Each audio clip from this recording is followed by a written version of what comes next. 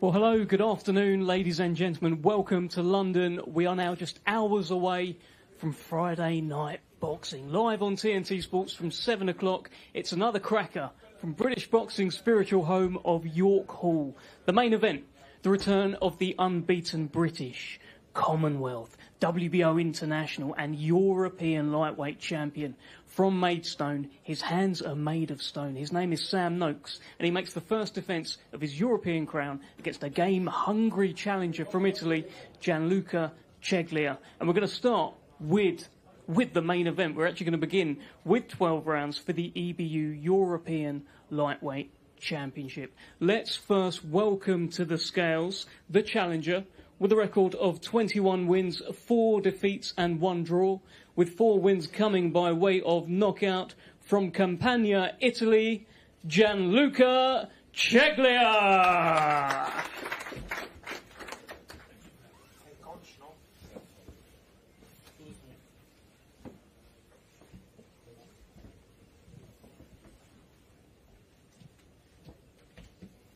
Gianluca Ceglia, former Italian lightweight champion, is the mandatory challenger for Sam Noakes' European Lightweight Championship.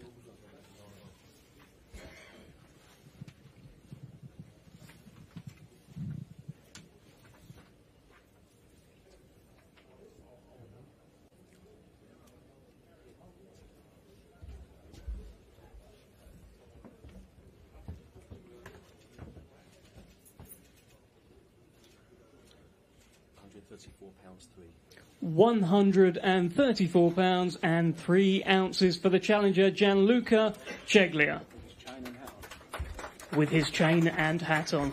Now it is time, ladies and gentlemen, to welcome to the scales, with a record of 14 wins and no defeats, with 13 big wins coming by way of knockout. Here's the unbeaten British, Commonwealth, WBO International, and he is the reigning, defending EBU European Lightweight Champion. Please welcome from Maidstone, Sam Noakes.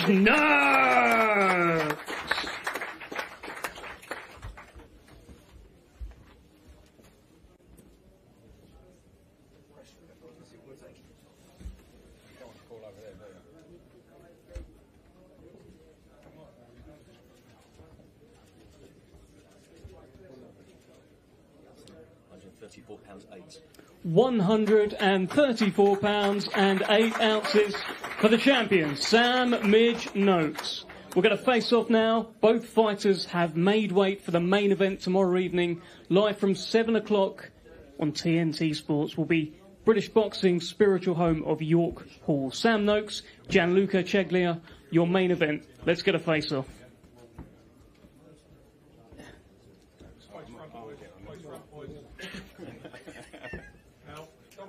Meeting afterwards.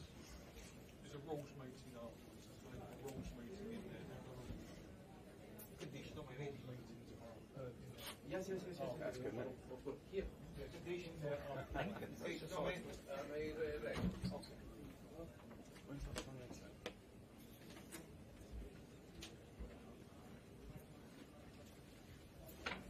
front, boys. Face front. Face front. Face front.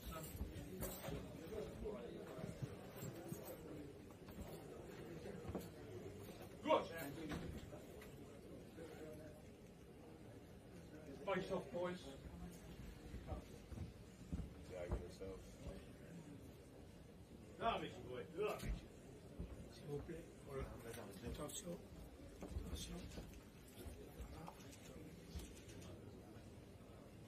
Well done, boys. Thank you very much. 12 rounds for the EBU European Lightweight Championship, the main event tomorrow evening at York Hall. Let's continue the weigh-in process. One of the contests tomorrow evening, 4 rounds in the super lightweight division. Let's first welcome to the scales, with 40 contests to his credit, from Southampton, Santiago Garces.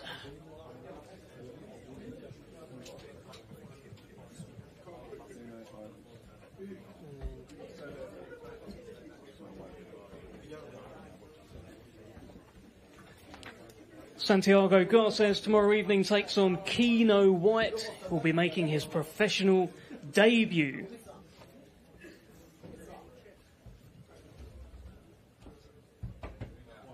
Just a reminder, we'll be live from 7 o'clock on TNT Sports, and your main event, Sam Noakes against Gianluca Ceglia.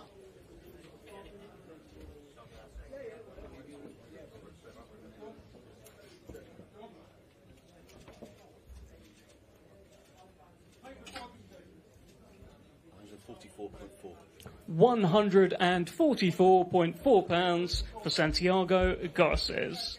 Now let's welcome to the scales. He is making his professional debut from Lowestoft. Please welcome Keno White.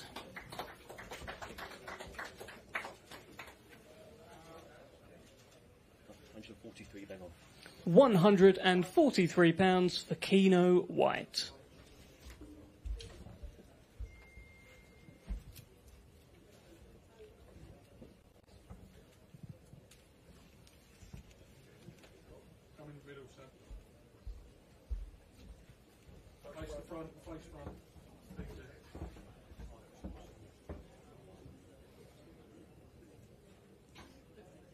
Face off, boys.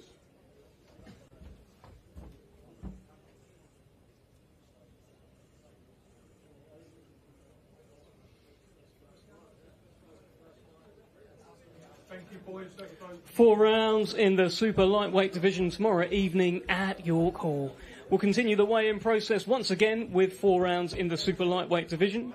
Let's first welcome to the scales with a record of 2 wins and 2 defeats, with both of his wins coming by way of knockout. Joining us from Dekin, Czech Republic, Marek Correa.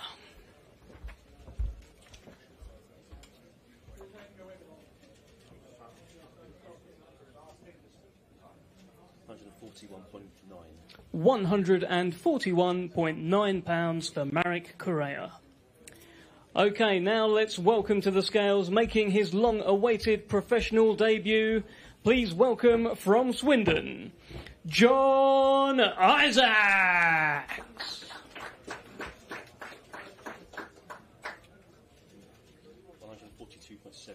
£142.7 for John Isaacs.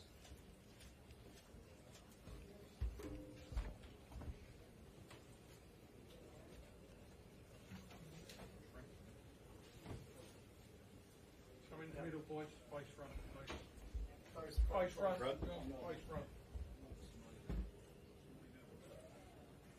Bingo. Where's Bingo? Emilov?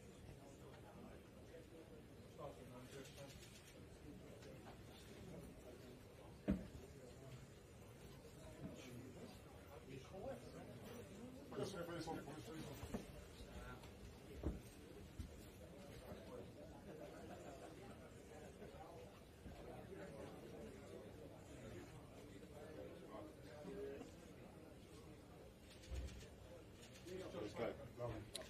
Okay, 4 rounds in the super lightweight division tomorrow evening at York Hall, the professional debut of John Isaacs. Our next contest is 6 rounds in the middleweight division.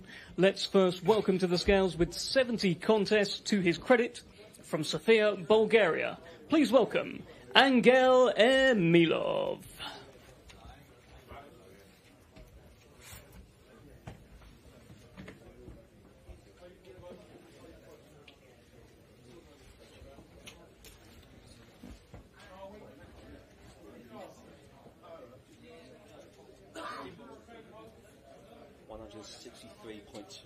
£163.2 for Angel Emilov. And now let's welcome to the scales his opponent. He is unbeaten with a record of 10 wins and no defeats, with 2 wins coming by way of knockout. Please welcome from Reading, Joshua Frankham. £162.8 for Joshua Frankham.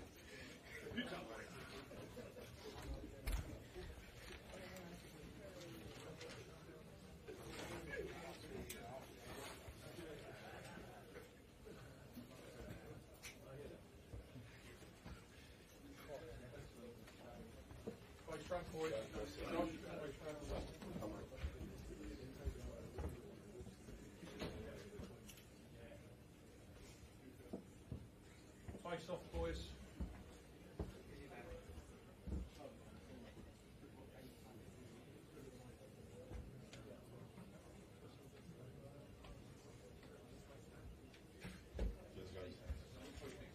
Thanks.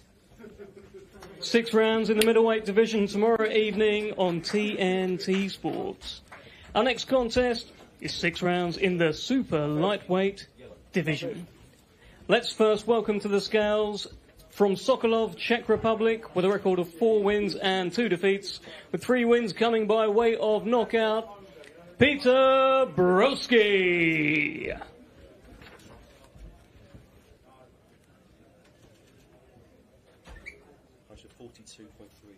142.3 pounds. Now let's welcome to the scales, unbeaten with a record of 1 win and no defeats, with that 1 win coming by way of knockout, from Washington Northeast, Luke McCormack.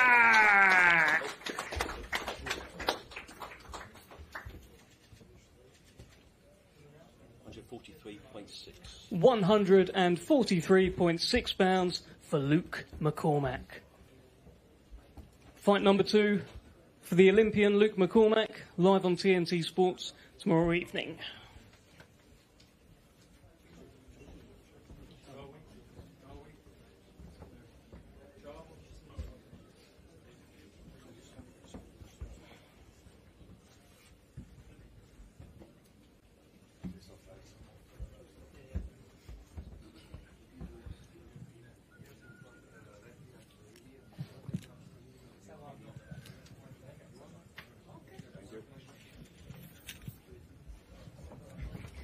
Six rounds in the super lightweight division, Luke McCormack and Peter Broski, live tomorrow evening on TNT Sports.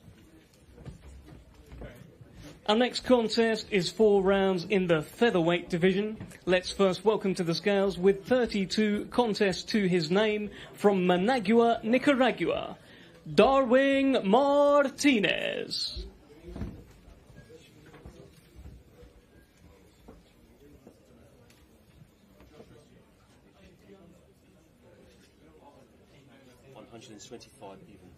125 pounds for Darwin Martinez.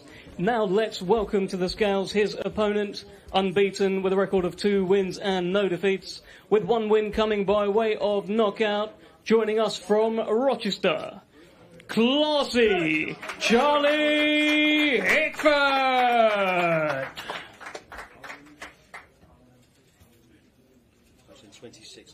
126 pounds for Classy Charlie Hickford.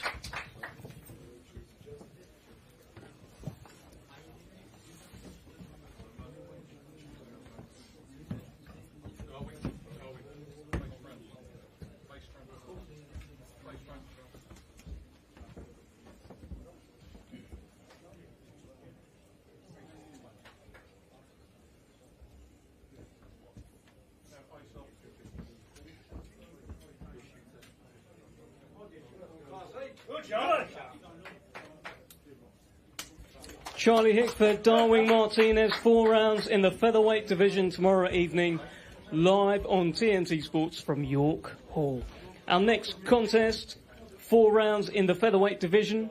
Let's first welcome to the scales, with 40 contests to his name, joining us from Valencia, Spain, Joshua Ocampo.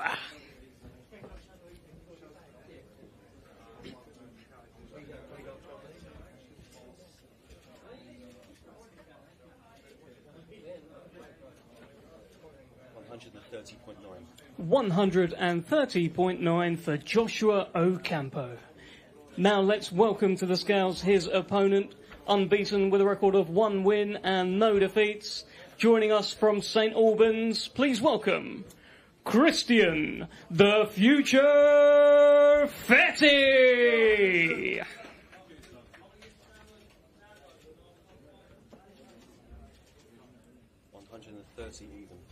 130 pounds for Christian the Future Fetti.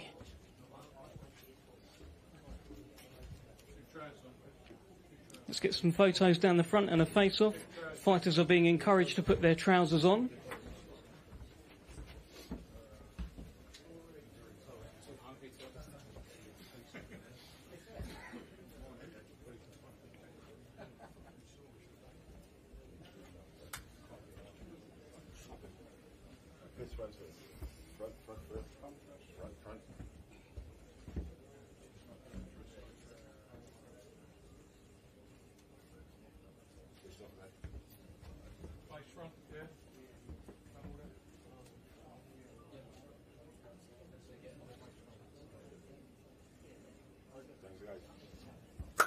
Okay, 4 rounds in the featherweight division. Christian, the future Fetti, taking on Joshua Ocampo. It's the Queensbury debut of Christian Fetti. Keep an eye out for that one. Our next contest will be 6 rounds in the super lightweight division. Let's first welcome to the scales with 18 contests to his credit. Joining us from Palma de Mallorca, Spain, Ezequiel Guergueros.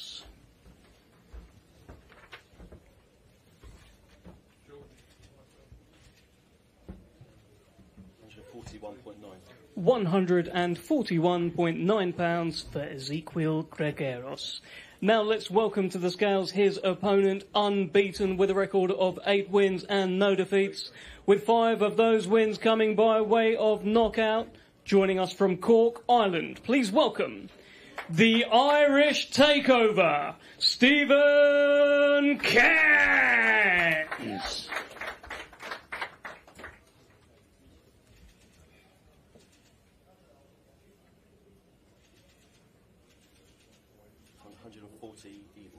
£140 for Steven Cairns.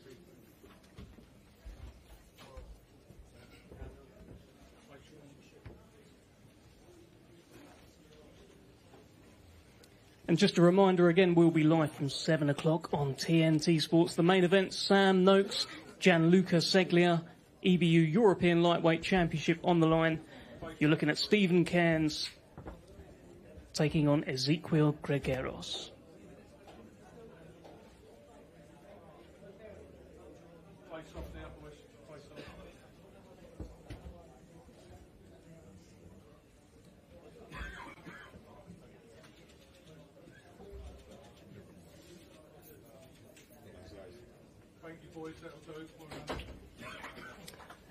Okay, 6 rounds in the super lightweight division, Steven Cairns and Ezequiel Guergueros. The final contest that we will weigh in is for the vacant Commonwealth Featherweight Championship. It's 2 unbeaten featherweights. Let's first welcome to the stage, with a record of 7 wins and no defeats, with 1 of those wins coming by way of knockout, joining us from Inverness, Scotland, George Stewart.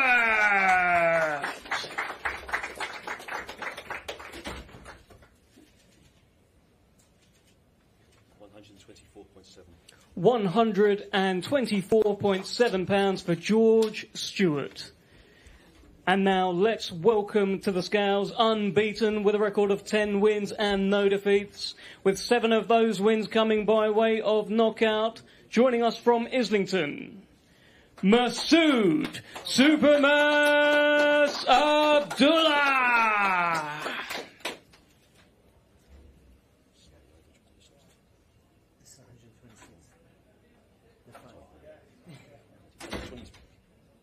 Bang on. Yeah. £125 for Masood Abdullah. Both fighters make way. The vacant Commonwealth Championship on the line.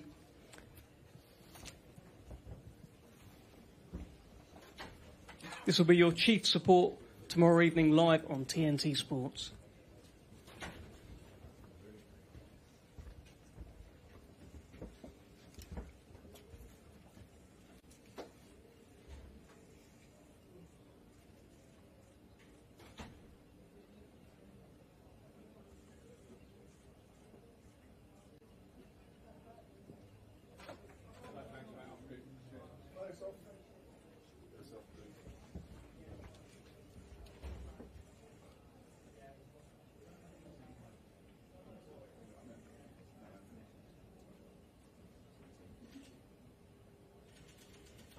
12 rounds for the vacant Commonwealth Featherweight Championship. Well, ladies and gentlemen, that concludes the weigh-in part of today's live stream. Stay with us. We're going to have an interview with a few of the people around the room. Thank you.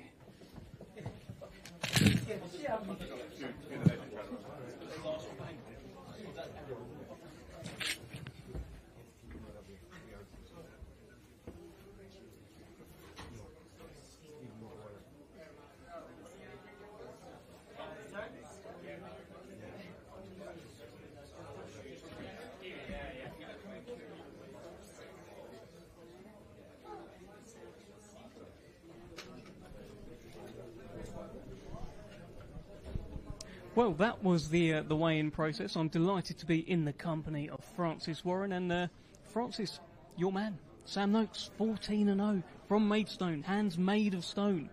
Big fight for him. Important fight. It's an important fight because it's, these mandatories, he hasn't got there by accident. He's a notoriously tough guy.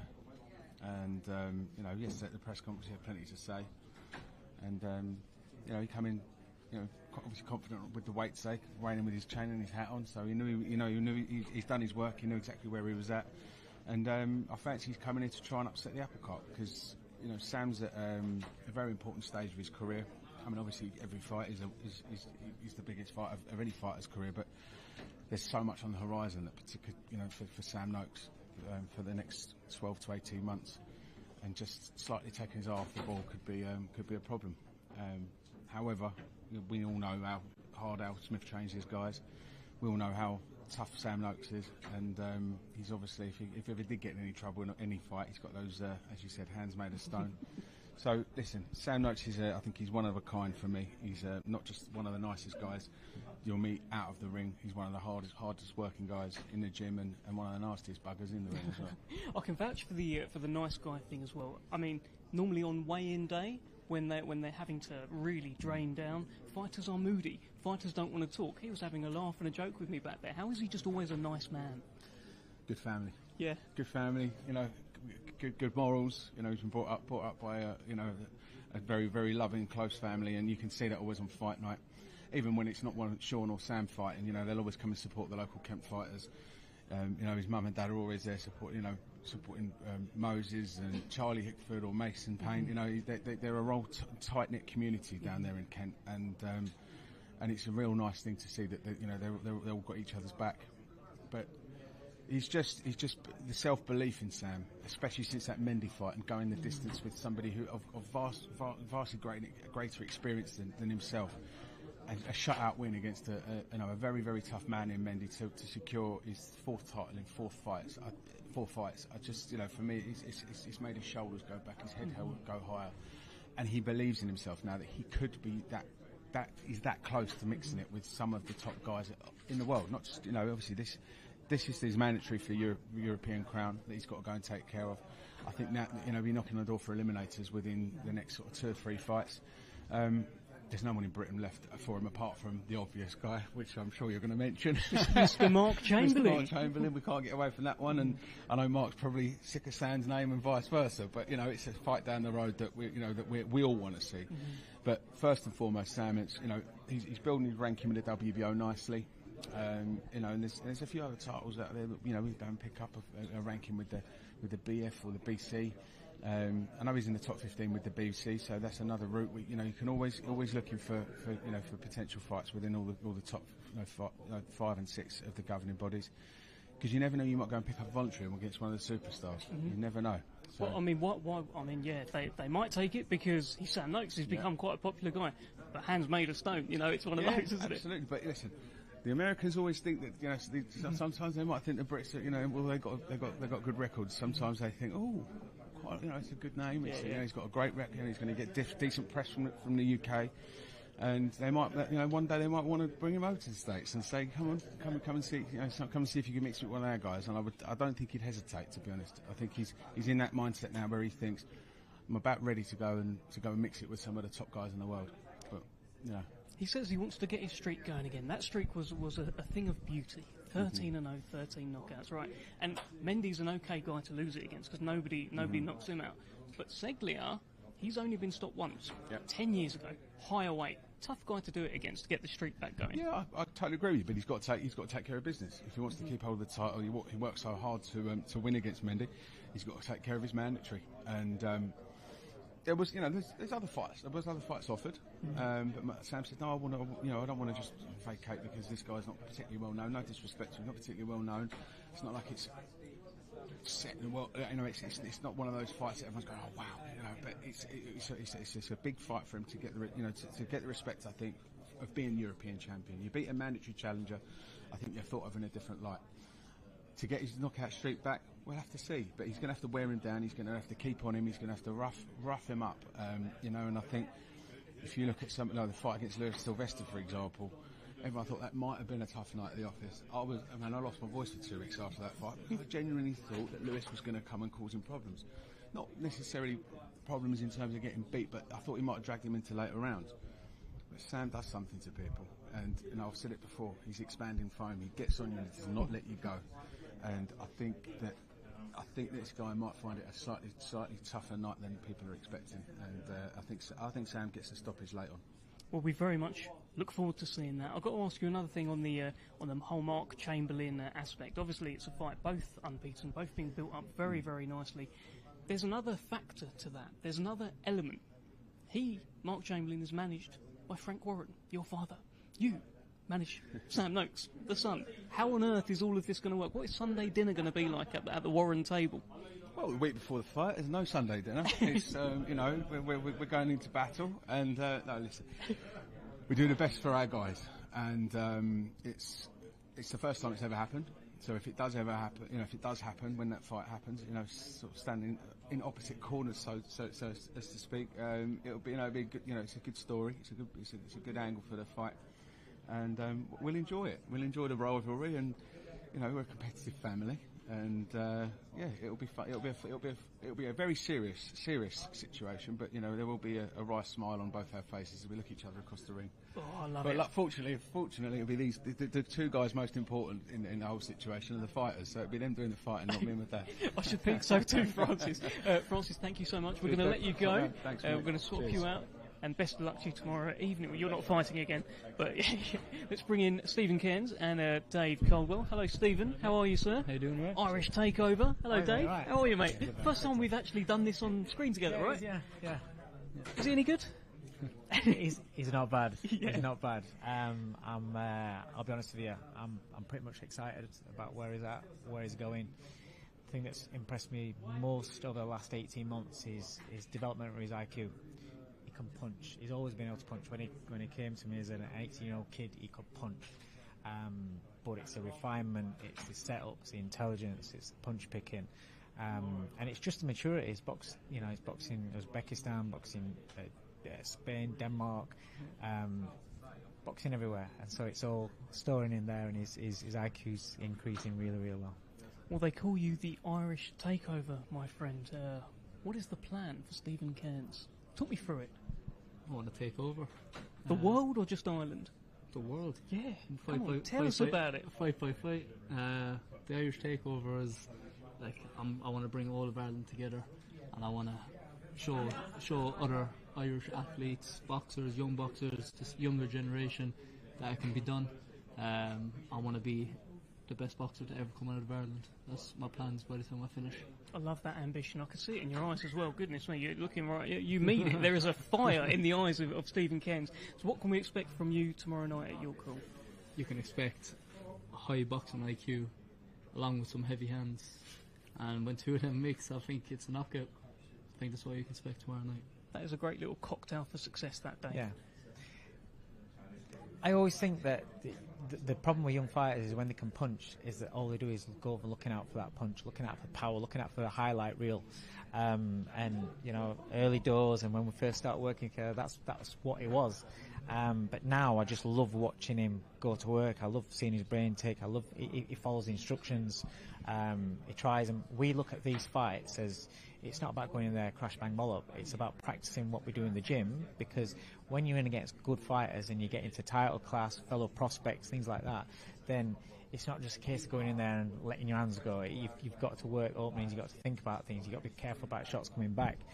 So we look to practice things that we do in the gym at this level, And ideal world for me is not like 1-2 round knockouts. I like to get a few rounds because I want that experience for him. He's only a young kid, you know, so I'm not in a rush with him. I want him just to develop and to soak up the big fight experience. You know, last time out, you know, made his Queensberry debut.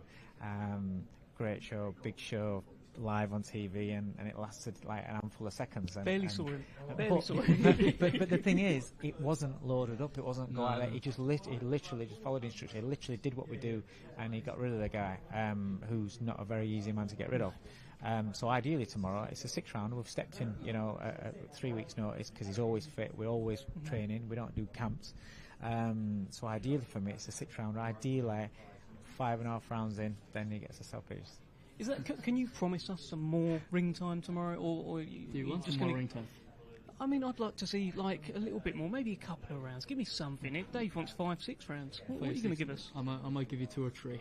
2 or 3. 2 or Okay, 3. I think we can settle on Just 2 for or you. 3. Yeah, thank you, Steven Cairns. Brilliant. Steve, if you want to jump out, Dave, I'm going to keep you and ask you for a few kind of predictions, a few boxing chat. Let's talk about Boxing chat with Dev. Let's do it. Let's talk about Anthony Joshua, Daniel Dubois. Give me the Dave Coldwell breakdown of this mega fight. Well, firstly, I'm going to speak as a fan. As a fan, I think it's so exciting.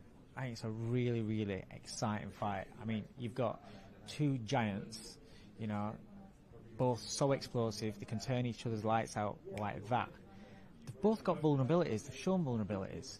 They've both had questions in their careers, and they've both come through, you know.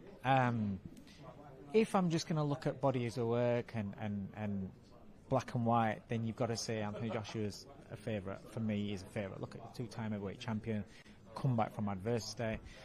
Calibre of opponents he's fought throughout. He's got a deep, deep resume. You know, you look through the division, you know, over the last 7-8 years, and you look at the names that he's fought throughout that division. Look at the guys that are around now who he's fought. All that is experience. Even the losses, great experiences. You know, the experience of being in the ring with Usyk for 24 rounds. That's going to teach you.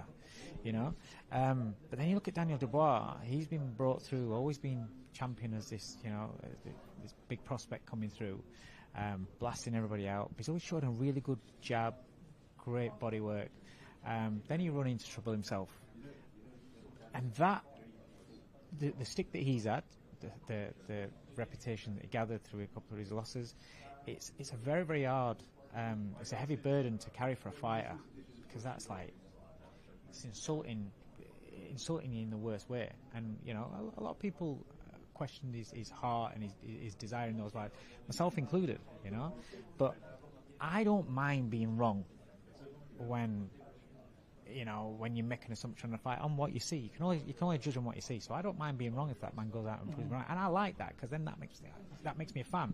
You know, and his fight against Jarrell Miller, I thought he answered a lot of demons to himself. Forget about what we think. It was a fight with himself at times, right? Yeah. It doesn't matter what we think. When it comes down to fighters and how their brains tick and what matters when they're in there, it doesn't matter what we think on the outside.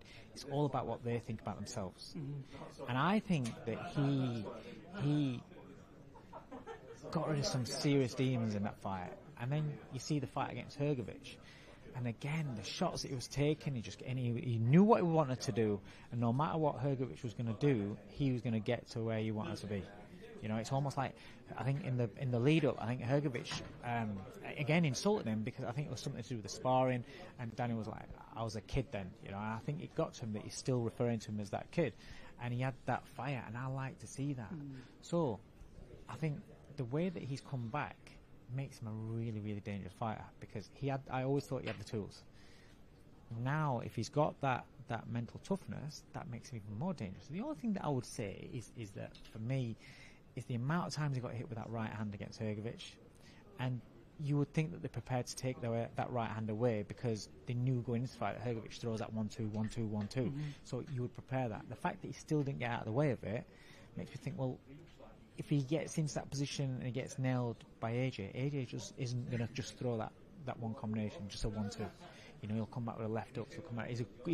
What makes AJ very, very good in his pomp was his combination punching. He's a very, very fast, heavy-handed combination puncher. So it's a fight that I see both men can take each You other make out. the case for either side. But if can't but you? if I'm going to go and pick, and I think a lot of people do pick, is you go on bodies of work and what you kind of seen most of, then I would lean towards AJ and say yes, he wins the fight. But if Daniel Dubois went and knocked out Anthony Joshua, would I be shocked and surprised like when Andy Ruiz did? No, because he's got the tools to do it. So I just think it's a great fight. It's a great fight, great undercard. I can't wait for it. Absolutely. Well, great breakdown as well. Tell me about this. Daniel Dubois, for so long he was seen as the young guy coming through. It feels like now Still at this is young. stage, he is. He's 27 tomorrow, actually. Right. So he's still that young guy, but it feels like there's also experience now as well. Yeah. He's young and experienced. He's been doing this since he was 19 years Real old. fights. Real fights. You talk about stadiums, the pressure. He's done stadiums. He's won in stadiums. He's lost in stadiums. Do you think people are perhaps overlooking that? Perhaps overlooking people that don't know what they're talking about. Perhaps overlooking experience. People that know, understand that he's had a real fight. I always say real fights make real fighters. You know, you can pad your record and have a fantastic looking record, knocking out people and having no questions asked. But even in defeats and even in bad moments, getting knocked down, experiencing getting knocked down and coming back up, and how you ride the rounds out, how you manage to ride the round out and come back and win, which they did against, was it Kevin Lerena? Yeah. So in fights like that, I see it as adding armour to yourself. So the experience he's got is fantastic. He's like a seasoned fighter at now 27 years old tomorrow, like you say. Yes, he's fought in big arenas and big stadiums, but I just don't. I've been at Wembley when it's packed. I was there when AJ boxed Klitschko. I was there with Froch versus Groves. When Wembley's packed, and we saw, Dillian Whyte against Tyson Fury. I don't know if the occasion got to him. He wasn't his usual self. It can do things to you, even though you've boxed in big venues, you've boxed at the O2, you've boxed wherever it's packed out and everyone's there. It just looks surreal when you walk out there, or when you see there as a fan of main event, and you look around Wembley Stadium. You see all the lights with the phones and everything. You see the big ring entrance and everything, and then the ring walk. The ring walk will be nuts when he stood there in the introductions. And if he's looking around and he sees just how big it is, you don't know if that affects him, because he's not actually experienced it to that level. So it is another notch up. Although he's experienced in big fights and things, this is something special. Again, it's a world heavyweight title fight against a fellow Brit, against a superstar name. So the whole concoction together, you don't know how he's going to react to it. I don't think he'll react to it in a negative way. I don't think that, but you just never know. And I just think that as well, he's got an experienced man in Don Charles. Most importantly, it's not just he's experienced, he knows Daniel Dubois, and he knows how to get the best out of Daniel Dubois. And again, with the turnaround that we've seen in him mentally, I put a lot of that down to Don Charles, because I know how a coach has got to be able to gel with the fighter in order for the fighter to trust the coach, the fighter to gel and to be able to take that instruction on. And when he doubts himself, to still be able to go beyond that doubt in order to carry out the instruction, practice, try it out. It doesn't work at the start, but keep going until you nail it. Then you have that confidence to go and do that in the fight. That takes a trust, and that takes a coach to be able to get into a fighter's head and know the fighter. And I think in Don, he's got that man. And so, again, if he is nervous coming out, all fighters are nervous coming out, Don will be able to say the right things in order to keep that. Because nerves is a good thing if you can control it. If you can't control it, that's where it's an issue. But if you control it, it gives you that edge, it gives you that sharpness, rather than being a bit sloppy and a bit lackadaisical. What a fight, what a breakdown as well, Dave Caldwell, and best of luck to you and Steven Cairns tomorrow evening. Great to see you. And that concludes our weigh-in process here. That is it. Live tomorrow night, TNT Sports, the main event, the return of the unbeaten European lightweight champion, Sam Noakes. He takes on his mandatory challenger, Gianluca Ceglia. There's been a little bit of needle, a little bit of beef. The face-off was fairly intense. The fight will be even more intense. Join us 7 o'clock tomorrow evening.